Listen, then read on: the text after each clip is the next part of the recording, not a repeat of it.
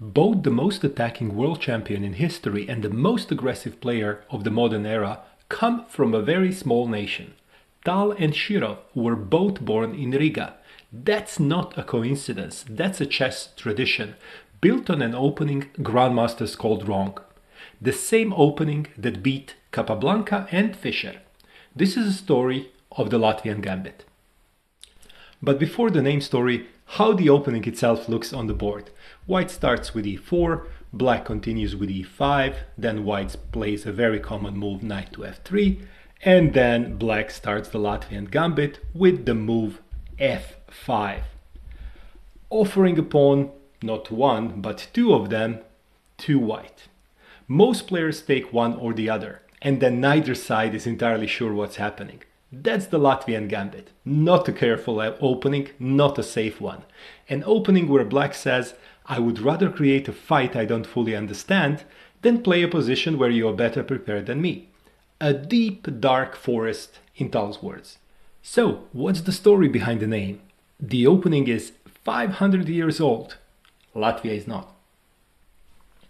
The Latvian Gambit was first analyzed by Pedro Damiano in 1512, when the territory we now call Latvia was part of a medieval confederation, not yet a country, not yet even a name on a map, and definitely not a name on a chess opening. The first recording game using it was played in 1572 between Polerio and Leonardo, older than Shakespeare's most famous plays. And for the first 300 years of its existence, it had nothing to do with Latvia. It was called the Greco Counter-Gambit, named after an Italian. Most things were at the time. It was the Renaissance, and you know where that came from. Every opening has a story. Subscribe for a new story every Tuesday and Saturday. Gioacchino Greco was the first professional chess player in history. 400 years ago, he was the best player in Europe, defeating everyone worth defeating in Rome, Paris, London and Madrid. He didn't play for a flag or federation, he played for money, traveled constantly, collected games, analyzed positions, published manuscripts. He championed this gambit, spread it across Europe, and so for 3 centuries it carried his name. When he died young in the Caribbean, he left his chess earnings to the Jesuit order.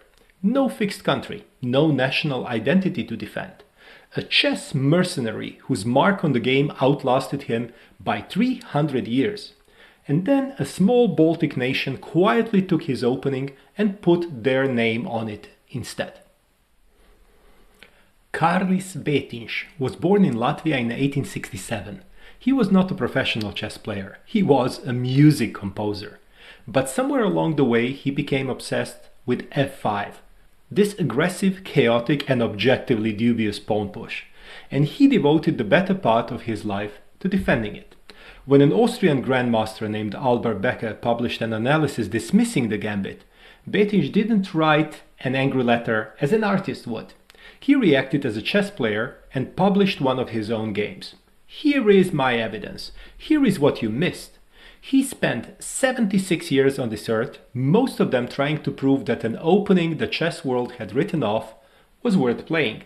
And when he was done, FIDE agreed with him. In 1937, the International Chess Federation officially renamed it. The Greco Counter-Gambit became the Latvian Gambit.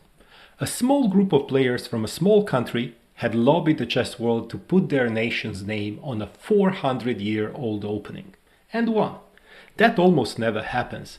Latvia at that point was a young country, independent since only 1918, 2 million people, still finding its place in the world. The most famous Latvian in the world is probably Mikhail Baryshnikov, a ballet dancer, not a chess player. And yet, through chess, they had done something remarkable. Put their name into every tournament database, every opening book, every game played by anyone brave enough to try that f5 on the second move. Here is what the computers say. Stockfish evaluates the main lines of the Latvian Gambit as giving white an advantage of between 1.5 and 2 pawns from move 2, a significant disadvantage from the very first decision black makes. FIDE master Denis Monokrosis called it, in print, possibly the worst opening in chess. Paul van der Sterren put it differently. What is required to play the Latvian with any degree of success is a sharp eye for tactics and the mental attitude of total contempt for whatever theory has to say about it. Latvia kept playing it. It was even played at the 2018 Chess Olympiad, the highest level team competition in the world. Someone chose this opening, the one that officially loses, from move 2.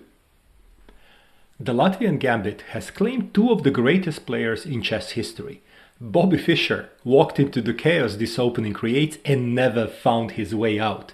He lost it as a teenage prodigy to Vissarion Pupols, an American player of Latvian origin, not surprising. Jose Raul Capablanca, arguably the most naturally gifted chess player who ever lived, was also caught off guard by it. Both losses came as Fischer and Capablanca were unprepared, which is precisely the point. The Latvian Gambit doesn't win because it's correct. It wins because you don't know it, you don't expect it. And when you don't know it, you are just another unprepared victim, regardless of how good you are. So who actually plays this opening?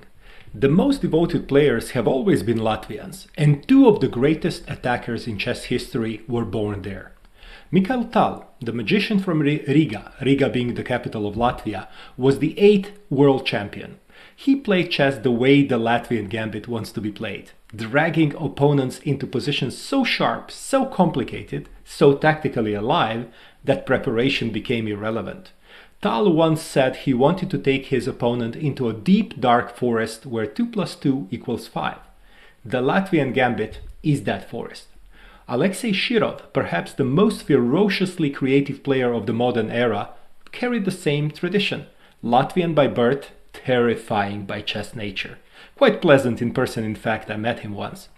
Both of them understood something the engines don't, that chaos played with confidence is a weapon.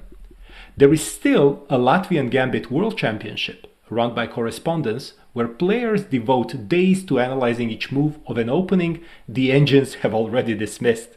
Not because they think they'll prove the computers wrong, because this opening means something to them. The Latvian Gambit has been dismissed, analyzed, refuted and dismissed again, and yet it is still played at all levels of chess. That's the name story of the Latvian Gambit. More stories behind chess twice a week.